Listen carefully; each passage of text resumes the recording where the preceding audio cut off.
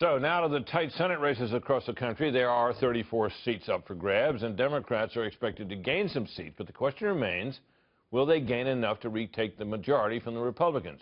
Here to take us through some of those races is Chad Pergram, who covers Capitol Hill for Fox News on a day-to-day basis. Hi, Chad. Nice to have you on.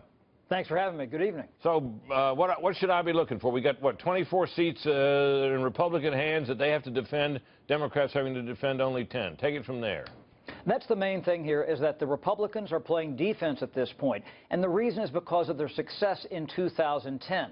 Consider the fact that you had senators like Kelly Ayotte and Ron Johnson in Wisconsin and Pat Toomey. They all rode in on this anti-Obama, anti-Obamacare, pro-Tea Party wave in 2010. That doesn't exist right now. And the playing field in a presidential year in 2016 is very different than 2010. And that kind of puts the GOP at risk. The Democrats are really only having to defend one seat here, and that's in Nevada. Harry Reid is retiring. You have Joe Heck, the Republican congressman, running for the seat there against Catherine Cortez Masto, and that's really the only seat that Republicans can try to add to their majority if they're able to retain their majority.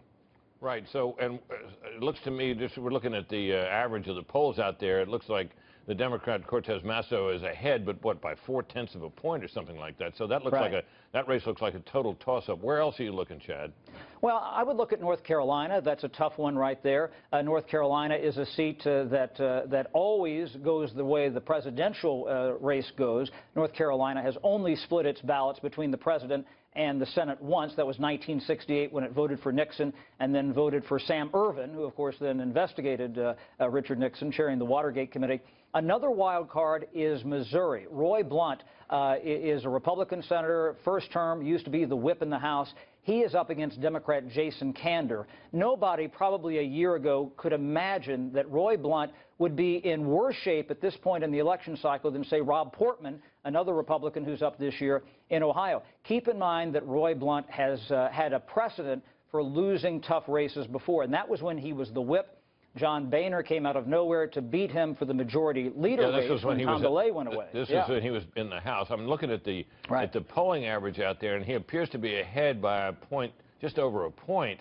And it strikes me that it's particularly interesting that he would be in trouble out there, because that is one state where the Senate candidate is running well behind Donald Trump, who looks as if he's going to win that state pretty easily. So one wonders what were the ingredients of Roy Blunt getting in trouble. Part of the criticism is that he's been in Washington too long, that he's an insider. And at the end of the day, Democrats, just by putting this race on the field, it forces the Republicans to spend money there when maybe they can't spend it in Wisconsin or spend it in Florida. That's another key point here. Looking at recruiting coups by the Republicans. In Florida, Marco Rubio, getting him to run again. And then Indiana, Evan Bayh, the Democrat.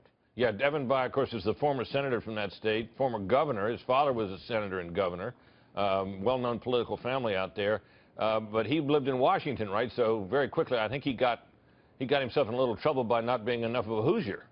Absolutely, and that's the criticism against him. But just the fact that Democrats were able to make that a competitive seat here and put that on the board when it was expected to be a cakewalk for Todd Young, the Republican congressman, a couple months ago, that's a big deal, and that might be the difference if the Democrats do, in fact, take the Senate by one seat. We're taking a look at it now. Todd Young ahead by 0.7 of a point in the average, so that's not much. Chad, thank you very much.